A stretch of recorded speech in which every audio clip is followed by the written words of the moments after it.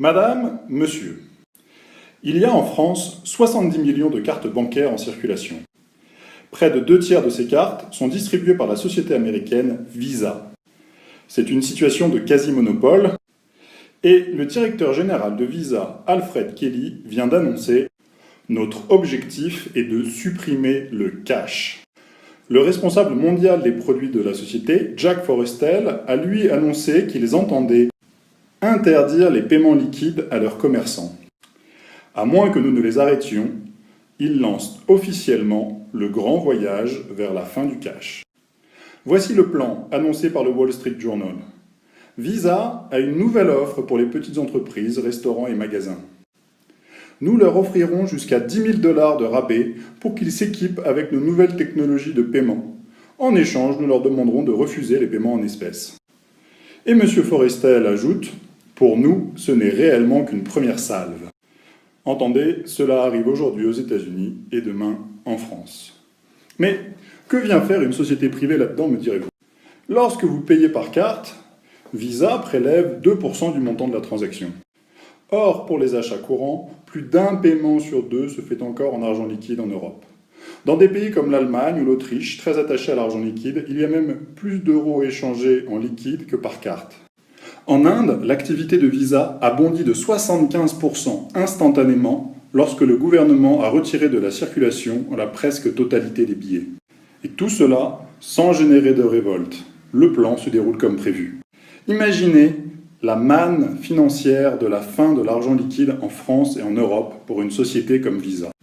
Et pourtant, vos pièces et vos billets ont ce que l'on appelle un cours légal. Personne n'a le droit de les refuser en Europe. La monnaie est un instrument de souveraineté. C'est à l'État et au peuple de décider de la forme de leur monnaie. Mais certainement pas à une société privée qui augmente considérablement ses profits grâce à la fin de l'argent liquide. Mais Visa est le complice parfait pour le hold-up du siècle. Cette annonce du directeur général de Visa suit de quelques mois la publication d'un rapport du Fonds monétaire international. Et voilà ce que vous pouvez lire dans ce rapport. Il semble préférable que la fin des paiements en liquide vienne du secteur privé et non du secteur public. D'un côté, il s'agit simplement de vendre plus facilement un café, alors que de l'autre, il s'agit d'un choix politique contestable avec des arguments valides.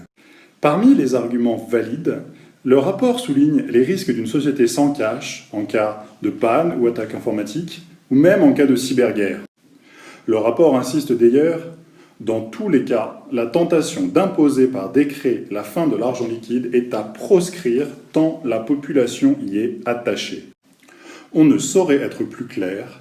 L'État ne peut pas supprimer lui-même l'argent liquide, il faut que cela passe par le secteur privé. Peu importe les risques gigantesques, peu importe que la population soit contre tant qu'on ne le crie pas sur les toits. C'est pourquoi la direction de Visa peut maintenant annoncer son grand voyage vers la fin du cash. Ils savent qu'ils ont la bénédiction des États. Mais pas la mienne, ni la vôtre. Il y a là une transgression énorme. La monnaie européenne a cours légal, c'est-à-dire que légalement, un marchand n'a pas le droit de refuser un paiement en euros, qu'il soit par carte ou en liquide. En acceptant que Visa interdise à ses commerçants d'accepter les paiements en liquide, l'État accepte que la loi de Visa passe avant la sienne.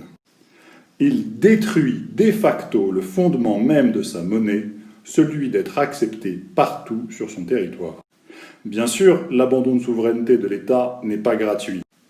Selon l'économiste Henri Bourguignat, professeur à l'université Montesquieu de Bordeaux, la fin de l'argent liquide permettra également au pouvoir public de taxer l'épargne sans échappatoire possible. C'est le dernier impôt qui n'avait pas encore été inventé. Vous allez payer pour avoir le droit d'économiser de l'argent. Vous payez pour le droit de ne pas dépenser. Le processus d'interdiction de l'argent liquide est déjà avancé en Suède et au Danemark, où l'on voit fleurir des petits panneaux « La maison n'accepte plus les paiements en espèces ». La fin de l'argent liquide approche à grands pas et sans aucune précaution. C'est une véritable guerre qui est menée contre l'argent liquide avec, d'un côté, les appétits à court terme des hommes politiques et grands hommes d'affaires.